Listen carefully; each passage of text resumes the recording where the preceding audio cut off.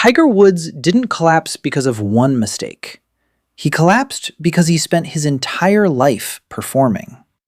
And I think a lot of men understand that feeling more than they want to admit. Last week, we talked about a man who never edited himself. This week, the opposite.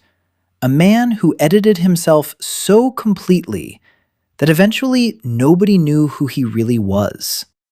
Not his fans, not the people closest to him. Maybe not even himself. I want to admit something. Growing up, Tiger Woods was the blueprint. Every man around me talked about him the same way. That's discipline. That's focus. That's greatness. And honestly, I believed it too. For years. Until I started asking a different question. What does it cost a man to become a perfect image? Because that's what Tiger really became. Not just a golfer, an image. The perfect son, the perfect athlete, the perfect husband, the perfect role model. Every version of himself the public ever saw was controlled, carefully, deliberately, constantly. And for a long time, it worked. He became one of the most admired men on earth.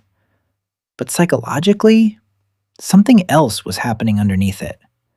When a man spends enough years performing a version of himself, he slowly loses access to the real one. And I've seen smaller versions of this everywhere. The guy at work everyone respects, who goes home and quietly falls apart. The father who performs calm for his family while internally running on empty. The man who says, "I'm fine," so often he stops knowing whether it's true. That's the danger of performance.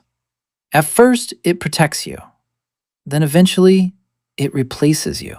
November 27th, 2009, 2:25 in the morning.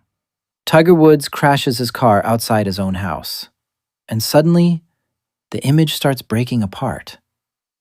The headlines called it scandal, but honestly, I think it was something deeper than that. A man can only live as two different people for so long. Eventually, the performance becomes too heavy to carry. And when that happens, the collapse usually looks sudden from the outside. But psychologically, it started years earlier. That's what most men miss about Tiger Woods. They focus on the cheating, the headlines, the mistakes. I'm more interested in what drove him there. Because imagine growing up where every part of your identity is tied to perfection. Not improvement, perfection. No room to fail, no room to be messy, no room to be human. Just pressure, disguised as greatness. And eventually, something inside a person splits.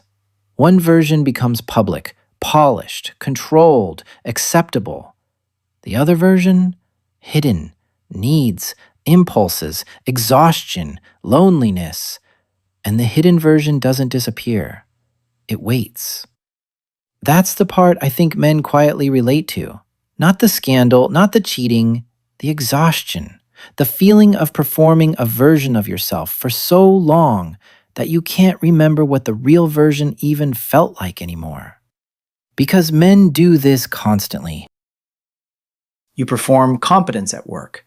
You perform emotional control at home. You perform certainty in front of your friends. And after enough years, you stop asking who the performance is for. You just keep doing it. That's why Tiger's comeback in 2019 felt different.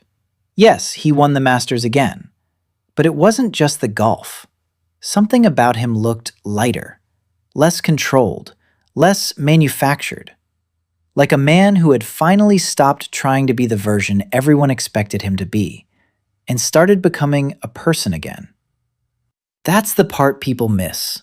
The performance made him legendary, but it almost destroyed him too.